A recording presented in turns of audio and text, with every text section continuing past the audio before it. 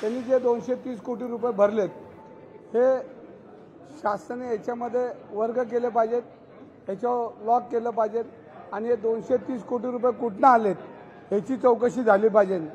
जी Buldhana urban bank आहे त्या बँकेने हे पैसे ब्लॅकचे व्हाईट आणि व्हाईटचे ब्लॅक केले का याची माहिती घेतली पाहिजे आणि याच्यामध्ये कोणाकोणाचे पैसे आहेत याची चौकशी शासनाने माननीय देवेंद्र फडणवीस साहेबांनी केली पाहिजे। आज मी कोणाचं नाव घेऊ इच्छित नाही। आमचे नेते एकनाथजी शिंदे यांनी सांगितलं की आता तुम्ही कुठल्या नेत्यावर बोलू नका, पण मी त्यांच्या मनापासून आभार मानेन याच्यामध्ये की 2 दिवसापूर्वी आळंदीमध्ये त्यांनी मला सांगितलं होतं की दंगेकर तुम्ही बोलू नका, 2 दिवसामध्ये मी ह्याच्यामध्ये तोडगा काढेल। आणि ज्यावेळेला त्यांनी मला शब्द दिल्यानंतर रात्रीच 12 तासातच पत्र आलं आणि त्या पत्रामध्ये गोखलेंनी जाहीर केलं, पण ते पत्र दुसऱ्याच्या मार्फत आलं। गोखलेंनी दिलं असतं तर बरं झालं असतं, पण ते पत्र दुसरीकडे आलं, त्यांचं नाव घ्यायचं नाही ठरलंय। तर याच्यामध्ये त्या पत्रामध्ये मी हा व्यवहार पूर्णपणे रद्द करतो म्हणले आणि हा रद्द करत असताना याच्यामध्ये आता मी अनेक वकिलांशी बोललोय आणि कुठंतरी ही पब्लिक ट्रस्ट आहे आणि या पब्लिक ट्रस्टवर सगळं पूर्ण शासनाचा त्याच्यावर अंकुश असतो आणि शासनाकडनं संपूर्णपणे हा व्यवहार होत असतो। पण ह्याच्यामध्ये सिस्टीममध्येच गडबड झाली आणि जैन मंदिर घाण जे विळख्यात पडले बिल्डर लोकांच्या, तर त्याच्यामुळे एवढा हा सगळा प्रसंग निर्माण झाला। परंतु बडेकर आणि गोखले बिल्डरची आत्तापर्यंत झालेल्या सगळ्या कामकाजाची त्यांनी बांधलेल्या बिल्डिंगचं एक ऑडिट हे झालं पाहिजे, कारण ह्याच्यामध्ये संपूर्णपणे राजकीय आणि शासकीय मदत त्याला पोचलेली आहे आणि ह्याचा सगळा विचार करून मुख्यमंत्र्यांनी याच्यावर लक्ष घालून या सगळ्या प्रोजेक्टवर ज्या पद्धतीनं जी यंत्रणा त्याच्या पाठीशी होती त्याचा सखोल चौकशी करून ह्याच्यामध्ये तोडगा काढावा आणि जैन मंदिराला जे 200 कोटी रुपये दिलेत ते शासनाने त्याच्यामध्ये आपली पॉवर वापरून त्याच्यामध्ये ते दिमागदारपणे ते जैन मंदिर आणि जैन बोर्डिंग हे त्यांनी तिकडं उभं करावं अशी मला ह्या तुमच्या मार्फत विनंती आहे।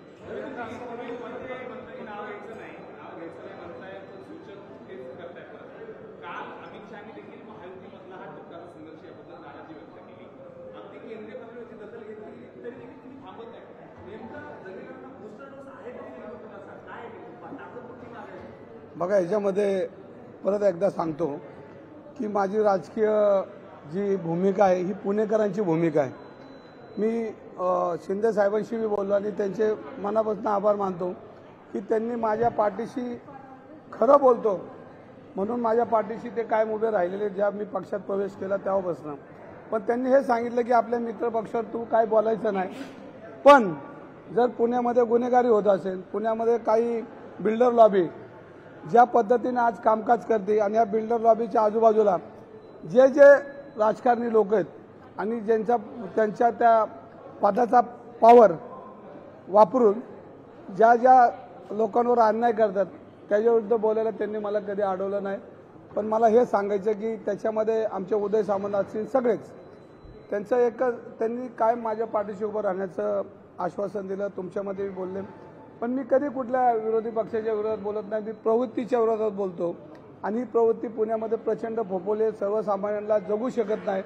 आज पुणे शहराची व्याप्ती बघितली तर विश्रांतवाडी बसून तर खाली मग कात्रज असेल, इकडं बावधन असेल, इकडं विश्रांतवाडी असेल, या सगळ्या प्रकार जिथं नजर टाकल तिथं कोणतरी पुढारी आहे, कोणतरी मंत्री आहे, कोणतरी वर्ण आलाय आणि पुणे शहरा लॉबीला पुणे शहरातल्या लोकांना ह्या सगळ्या बिल्डर लॉबींनी आणि काही पदाधिकाऱ्यांनी ज्या पद्धतीने वेढा घातलाय त्याच्यामध्ये सर्वसामान्य लोकांना जगता येत नाही, भीतीचं वातावरण आहे।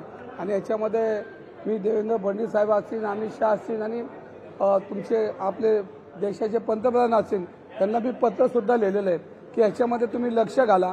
जी लोकांमध्ये जी विकृती आता पुणे शहरामध्ये ज्या पद्धतीने गोरगरिबांना संस्थेला छोटे छोटे समाज त्यांना त्रास देण्याची जी प्रवृत्ती वाढली ह्याच्यावर तुम्ही चौकशी करा आणि ह्याच्यामध्ये बडेकर आणि गोखले या बिल्डरचं ऑडिट करून ज्याचे पैसे कुठून आलेत त्याचा पूर्णपणे एखाद्या संस्थेमार्फत चौकशी करून यांच्यावर कारवाई करावी।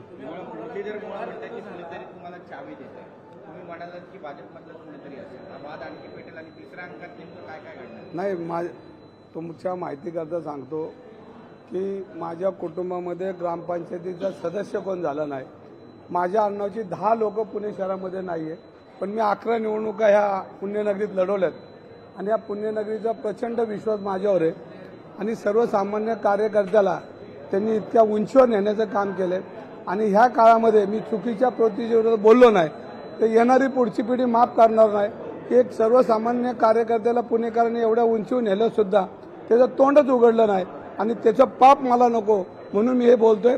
मला चावी देण्या इतपत मी काय आता राजकारणात एवढा खोळा राहिलेला नाही।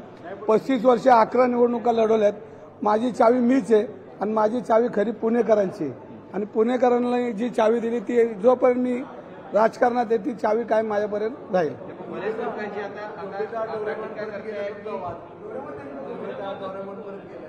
नाही आता जे आहे जरा बोलतायत काही लोक, पण त्यांना वेगवेगळ्या ठिकाणी उत्तर देईल।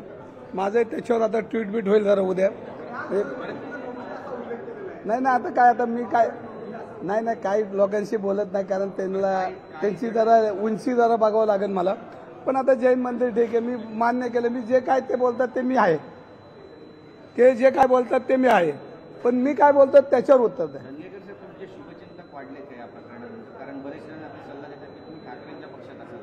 नाही आता त्याच्यावर नंतर बोलू आपण।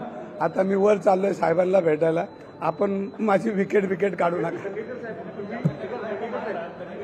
एकनाथ शिंदेची शिवसेना सोडणार आणि कदाचित असं म्हणतात की शरद पवारांच्या राष्ट्रवादीत किंवा अजित पवारांच्या राष्ट्रवादीत जाणार। बघा याच्यामध्ये मी एक ट्विट केलं होतं की ज्यांनी मुख्यमंत्र्यांची स्वप्न बघितली, जे मुख्यमंत्र्यांच्या रेसमध्ये होते, त्यांनी ज्या पद्धतीने प्रसारमाध्यमांना हे पुरवलं तीच लोक हे सगळं वातावरण निर्माण करतात आणि मग अशी लोक जर माझ्या विरोधात असतील, जे प्रसारमाध्यमांना ह्या बातम्या पुरवत असतील तर त्यांना त्यांचा लकलाभ राहो। पण माझी लढाई ही विकृतीच्या आणि ज्या चुकीच्या लोकांच्या विरोधात उभी राहणार। आज आहे उद्या आहे। माझं एक ट्विट तुम्ही 1-2 दिवसात बघा, चालू आहे माझं काम परत। पुण्याची गुन्हेगारी राहिली, लोकमान्य नगरमधल्या वसाहतीच्या लोकांचा विषय राहिला, अनेक विषय आहेत पुण्यामध्ये आणि जे पदाधिकारी बिल्डर यांच्यामध्ये अडकलेले विषय ते पूर्णपणे लढाई माझी चालू राहणार आहे आणि ही लढाई शेवटच्या मिनिटापर्यंत शिंदे साहेबांचीच परवानगी घ्यायला आले आता मी।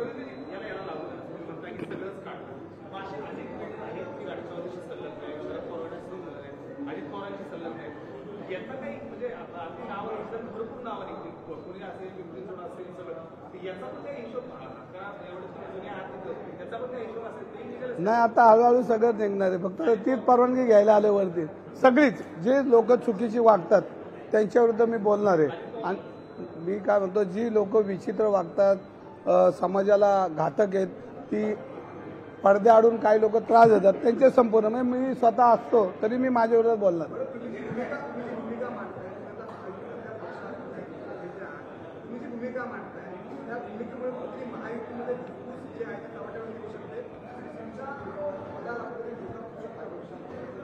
बघा मी परत एकदा सांगतो की माझ्या आयुष्यातली राजकीय किंमत मी मोजायला तयार आहे। माझे जे आंदोलन झाले एका प्रस्थापितच्या विरोधात झाले, तुम्ही बघितलं असेल पुण्यातल्या पोर्शो कारमध्ये किती मला त्रास झाला, पण शेवटच्या मिनिटापर्यंत मी लढलो। ससूनचा जो अंमली पदार्थ शेवटच्या मिनिटापर्यंत लढलो, पब जोपर्यंत त्याला नियमावली लागत नाही तोपर्यंत लढलो। आज जैन मंदिर, मला हा त्रास होणार आहे आणि याची राजकीय किंमत मला मोजावी लागणार आहे कारण वाईट प्रवृत्ती पुण्यामध्ये प्रचंड आहे, पण आता लढलंच पाहिजे ना। आपण नाही लढलो तर छत्रपतींच्या पुण्यात आमचा जन्म झाला आहे आणि छत्रपतींचं बालपण झाले त्याच भागामध्ये मी लोकप्रतिनिधी आहे आणि मग त्यांचे जे विचार आहेत ते कधीतरी आपण लढलो पाहिजे आणि वाईट प्रवृत्तीच्या विरोधात लढलं पाहिजे कारण छत्रपतींनी स्वराज्य उभं करताना सर्व जाती धर्माची लोक एकत्र करून पेशंटपर्यंत अटकेपार झेंडे लावले। म्हणजे ते पुण्याचा इतिहास मोठा आहे आणि पुण्यामध्ये सर्व जाती धर्माची लोक, मग जैन असेल, मारोडी असेल, गुजराती असेल, मुस्लिम असेल, सगळा समाज हा पुण्याच्या विकासाला हातभार लावलेला आहे आणि मग त्यांचे लचके कोण तोडणार असेल तर त्या प्रवृत्तीच्या विरुद्ध मी लढणार।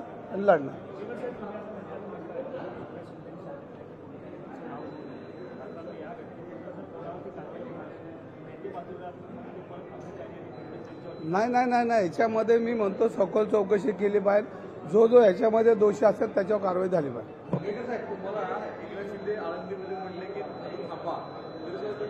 थांबलो ते म्हणले कोणाला थांबलो लगेच। थांबलो पण त्यांनी बघा नाही शिंदे साहेबांना एक सूचक वाक्य मला सांगितलं की तुला 2 दिवसामध्ये यातला तोडगा निघेल आणि मी घरी पोहोचायच्या अगोदर आळंदीवरून मी फिरत पोहोचायच्या अगोदर मला फोन आला की दंगेकर गोखले बिल्डर आले तर त्यांचं पत्र आलं पण ते कोणामार्फत आलं त्यांचं नाव आता विचारू नका हे तुम्हाला माहिती. बरं दंगेकर साहेब पहिले ते विरोधक विचारायचे तुमचे where is who is Dhangekar, आता विचारतात व्हेर इज दंगेकर. नाही आता सगळे दंगेकर आता पुणेकरांना दिसलेत, त्यांनाही दिसलेत. अजून हा खेळ संपलेला नाही. सगळे दंगेकर त्यांना आता दाखवणार आहे. त्याचं आता तुम्ही हळूहळू बघत राहा.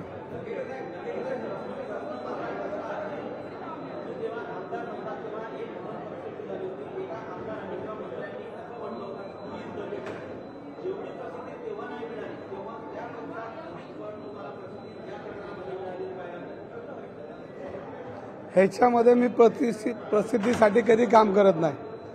ह्याच्यासाठी वाईट प्रवृत्तीच्या विरुद्ध मी लढणार आहे आणि माझं आता रंग हळूहळू सगळ्यांना दिसणार आहेत. कारण 1-2 वाक्याने नाही माझे रंग अनेक आहेत. त्या रंगामध्ये मी तुम्हाला आता पुणे शहरात काम करताना दिसेल, नाही महाराष्ट्रात दिसेल.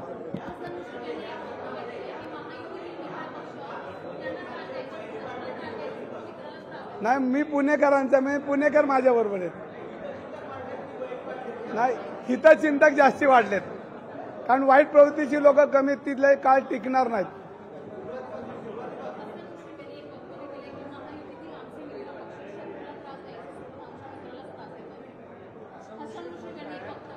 हसन वसीम बोललेत ना, त्यांच्याशी बोलतो जरा आता भेटतील, जरा त्यांच्याशी माहिती होतं कोणाकोणाला त्रास देतात.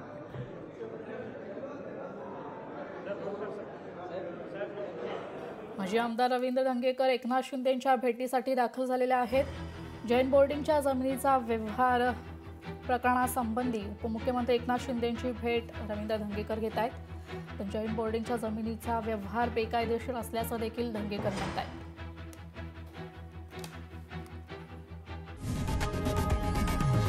लोकशाही मराठी ऐका, पहा, जागरूक रहा.